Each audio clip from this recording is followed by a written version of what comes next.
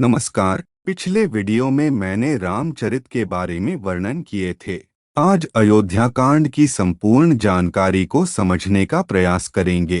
श्री राम का राज्याभिषेक होने से पहले कैकेयी की दासी मंथरा ने रानी कैकेयी को राजा दशरथ द्वारा दिए वरदान को याद दिला रानी कैकेयी को बोला, यही समय है अपने दोनों वरदान राजा से मांगने का। दासी मंथरा की सलाह से रानी कैकेयी को भवन में चली गई।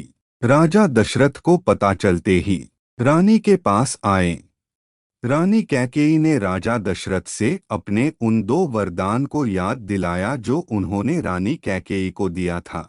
रानी कैकेयी ने पहला वरदान भरत को राजा और दूसरे में राम को 14 वर्ष का वनवास मांगा।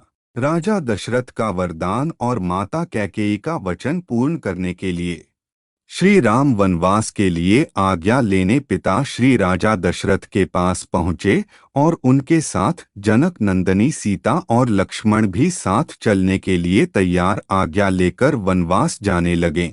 ऐसा माना जाता है कि वनवास जाते समय श्री राम को प्रेम करने वाली सारी प्रजा भी साथ चलने को तैयार हो गए थे और रात में उन प्रजाओं को निंद्रा में झोड़ श्री राम ने श्रृंगवेरपुर नगरी निषादराज गुह के वन में निवास किया।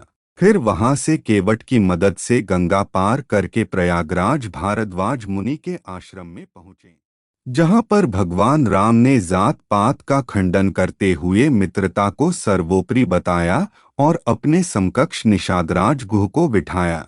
भारद्वाज मुनि से आज्ञा लेकर भगवान राम सीता और लक्ष्मण के साथ चित्रकूट में निवास करने लगे।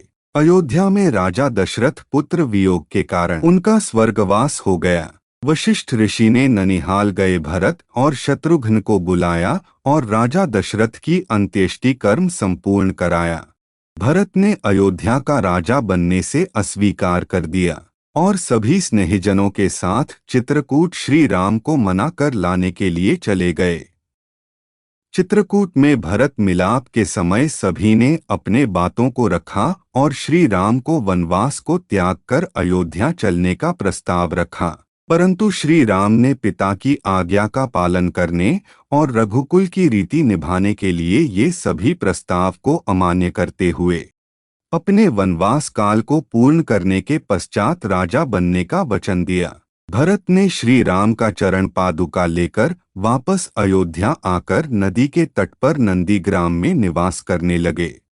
दोस्तों, वीडियो कैसा लगा आपको कमेंट करके हमें जरूर बताएं। धन्यवाद।